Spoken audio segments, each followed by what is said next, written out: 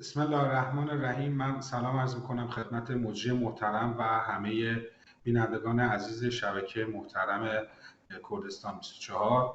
خب اون چیزی که در رابطه با مذاکرات میشه در موردش صحبت کرد این هست که به هر حال طرفین جمهوری اسلامی ایران و ایالات متحده امریکا تصمیم گرفتند به هر حال به شکل غیر مستقیم با همدیگر گفتگوهایی رو آغاز بکنند. روند این مذاکرات با توجه به حواشی موجود پیرامون روابط دو کشور، هم از نقطه نظر روابط دو جانبه، هم از نقطه نظر تحولات منطقه‌ای و بین‌المللی، خب در شرایط خاص و حساسی به سر میبره. با توجه به اینکه سابقه ایالات متحده هم سابقه خوبی نیست در رابطه با تعهداتی که با طرف‌های خارجی به ویژه با جمهوری اسلامی ایران از گذشته داشته، به خصوص پس از پیروزی انقلاب در 46 سال گذشته، به هر حال به نظر میرسه که اگر ایالات متحده امریکا واقعاً قائل به بررسی موضوعات از طریق گفتگو و طریق دیپلماسی باشه و بتونه صداقت خودش رو نشون بده و تضمین بده که اگر توافقی صورت بگیره به مفاد این توافق پایبند باشه، طبیعی هست که جمهوری اسلامی ایران هم گزینه اولش گزینه مذاکره و دیپلماسی هست و طبیعتا جمهوری اسلامی ایران به دنبال افزایش تنش نیست. اما خب در فاصله بین یک هفته گذشته، یعنی دور اول مذاکرات در مسقط و امروز که در روم داره اتفاق میفته، ما شاهد این بودیم که برخی اظهاراتی از سوی ویتکاف، نماینده ویژه ترامپ، و شخص خود ترامپ و برخی دیگر از مقامات امریکایی مطرح شد که به نوعی نگران کننده است و به نظر میرسه که اگر این نوع مواضع بخواد ادامه پیدا بکنه، خیلی نمیشه چشمانداز روشنی رو برای مذاکرات و حصول یک توافق خوب در واقع انتظار داشت. ببینید، طبیعتاً کشورهای منطقه و فضای بین الملل در متن مذاکرات خیلی نمیتونند ورود جدی داشته باشند، به دلیل اینکه کاملا فضا دو جانبه داره تعریف میشه و همه چیز ربط و بستگی به نوع رفتار دولت واشنگتن داره. اگر دولت ایالات متحده واقعاً بنا داشته باشه که موضوعات فیمابین به صورت کاملا دیپلماتیک حل و فصل بشه، به نظر میرسه که چه کشورهایی که میخوان این اتفاق نیفته و چه کشورهایی که حالا بخوان به نوع کمک هم بکنن، اصل ماجرا این است که خود طرف امریکایی واقعا و حقیقتا به دنبال این اتفاق باشه. نکته بعدی که باید بهش اشاره بشه این است که طبیعتا کشورهای دیگه میتونن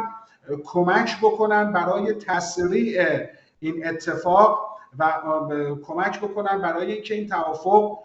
خیلی جدیتر و سریعتر شکل بگیره. به نظر میرسه که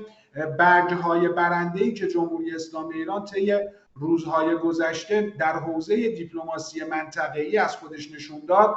و همگان رو به این جنبندی رسوند که جمهوری اسلامی ایران برخلاف